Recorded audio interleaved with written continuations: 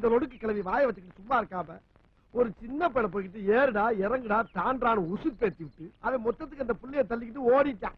இப்ப இவன் பார்த்த வேலைக்கு அந்த ஐயனாருக்கு பயந்துக்கிட்டு நான் தலைமறைவா தெரிய வேண்டியதா இருக்கு.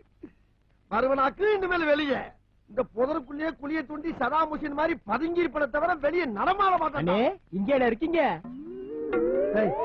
ஒண்ணு யாருன்னு தெரியாது, என்னமோ பழகுன மாதிரி வந்து பேசுற. யாரா நீ? என்ன பத்தி உங்களுக்கு தெரியாதுண்ணே, உங்களை பத்தி இந்த ஊர் உலகத்துக்கே தெரியும்ண்ணே. அண்ணா இந்த பையன் கொஞ்சம் வச்சுங்கண்ணே. என்னை பத்தி தெரியுங்கிற வேலை வாங்குற, நான் சும்மாவே இருப்பேன்னு உனக்கு தெரியாதா?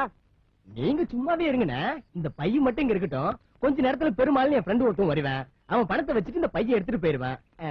அப்புறமா நான் வந்து பணத்தை எடுத்துட்டு போயிருவேன். அப்படியா?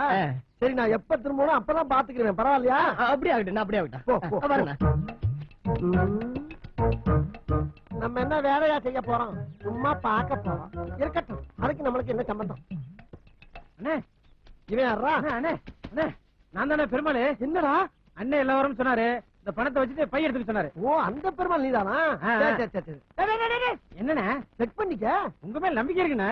அட அறிவு கிட்ட வழுக்க பயல, அந்த மாதிரி எல்லாம் யாரையும் நம்பாதடா. எதா இருந்தாலும் கரெக்டா செக் பண்ணிக்கணும். சரி பாரு கரெக்டா இருக்கா? கரெக்டா இருக்குண்ணே. இது என்ன பொட்டலாம்? கஞ்சா பொட்டலாம். கஞ்சாவா? எத்தனை நாள் நடக்குதா? எத்தனை நாளா நடக்குதா? அண்ணன் 2 வருஷமா இங்க உட்கார்ந்தா விக்கிறாரு. நான் வித்தத நீ எப்படா பார்த்த?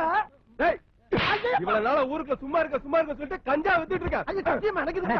பதறீங்க. இங்க இருந்தாலும் சும்மா தான் இருக்க போறீங்க, அங்க வந்தாலும் சும்மா தான் இருக்க போறீங்க. ஒரு தடவை வந்தா எல்லாம் பழகி போன வாங்க.